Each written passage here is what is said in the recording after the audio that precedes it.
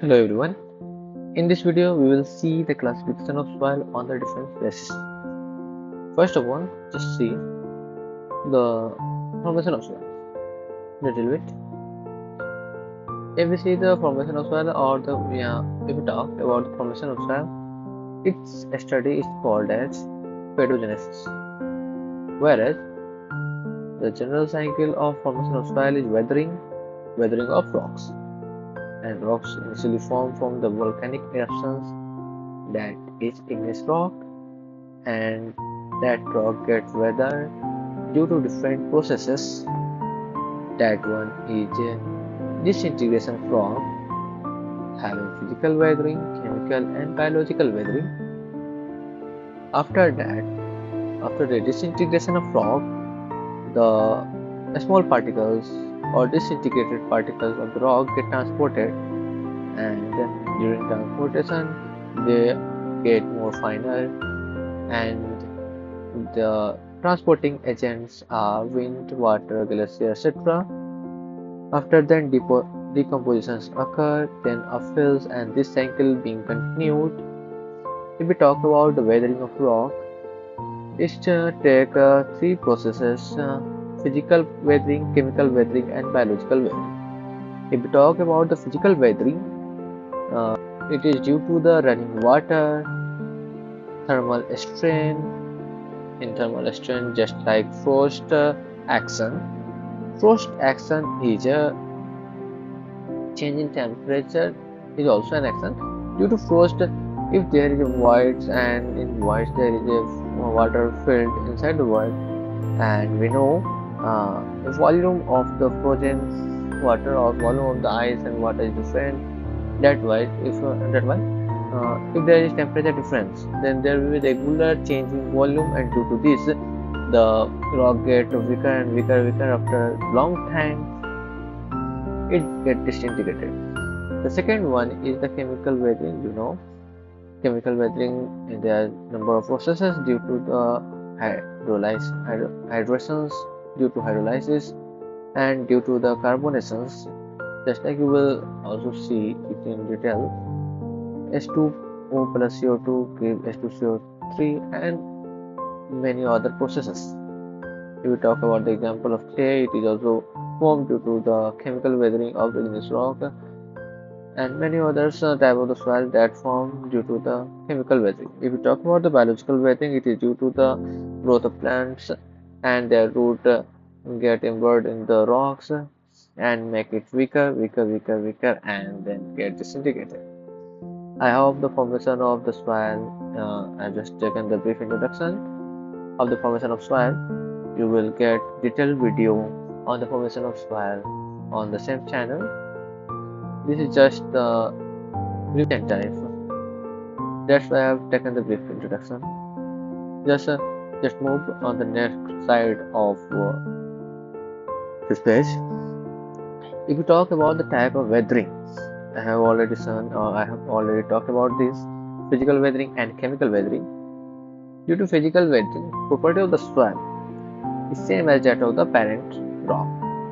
Which type of rock, the property will be same that of the soil.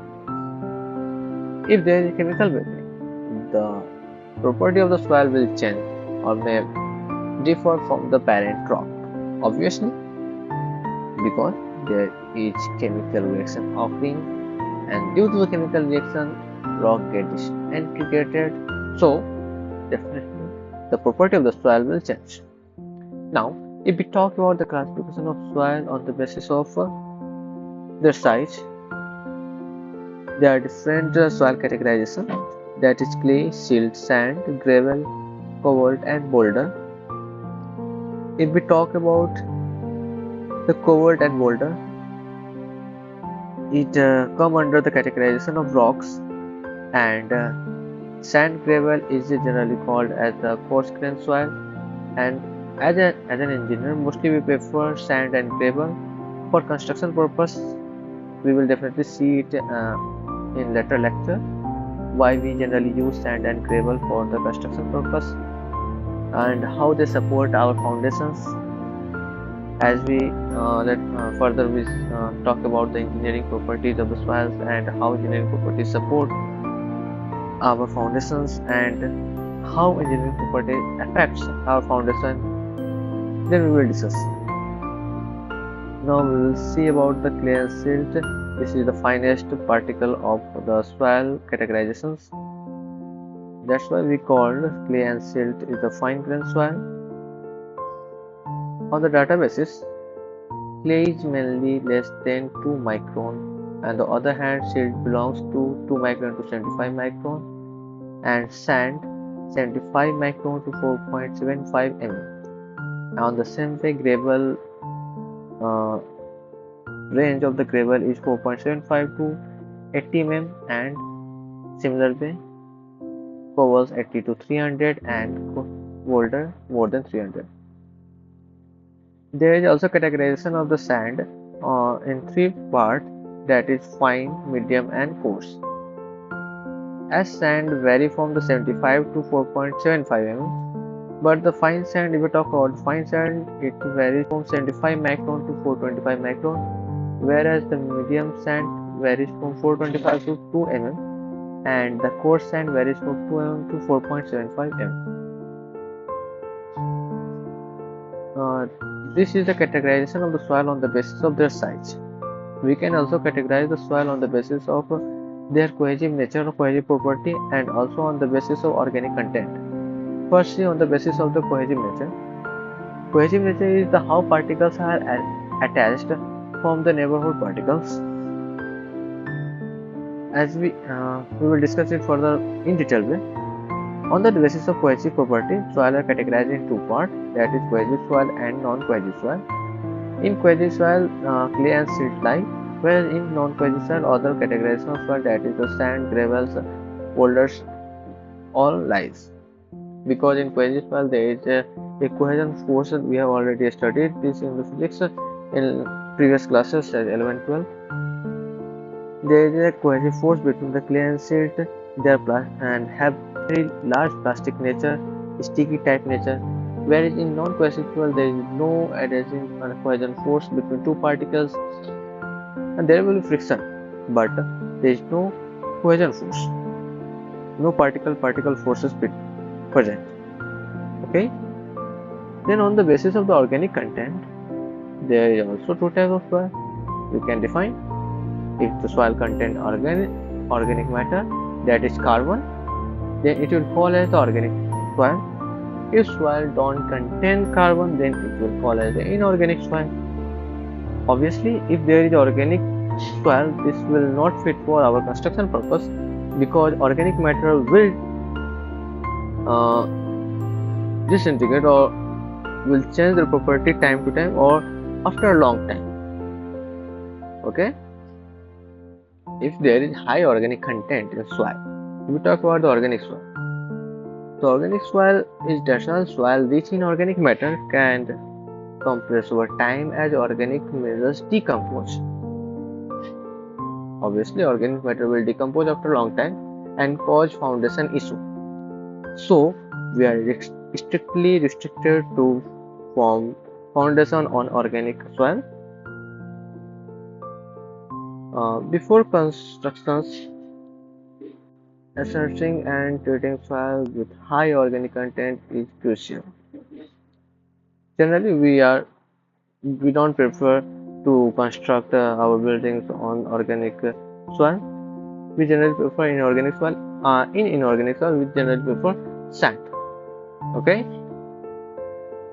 Now, the last type of the soil on the basis of the origin, how soil formed. There in one side there is a residual soil, and the other side there is a transported soil. Residual soil is that soil which is not get transported, or the soil which is present at the origin, where the parent rock was present, and at that place they disintegrated and still they are at that place. In transported soil, the same soil, residual soil, get transported due to the various agents, and the agent may vary from agent may be anything: water, sea, wind, ice, gravity, anything. On the basis of the agent, The soil are classified, that is due to running water. If the soil comes, then it is called as the alluvial soil, whereas due to the lake water, lacustrine soil, due to sea water, marine soil, due to wind, alluvial soil, due to the ice, glacial soil, and glacial soil, and due to the gravity, there is talus. That is the nomenclature just of the soil that forms due to different transporting agents. Okay. Generally, for the agricultural purpose, alluvial soil is more beneficial because it have more minerals content, and it is running water. That means the soil uh, across the river will definitely be the alluvial soil, and which is more beneficial for the agriculture. I think it will definitely help you how soils are classified on the different basis. So thank you.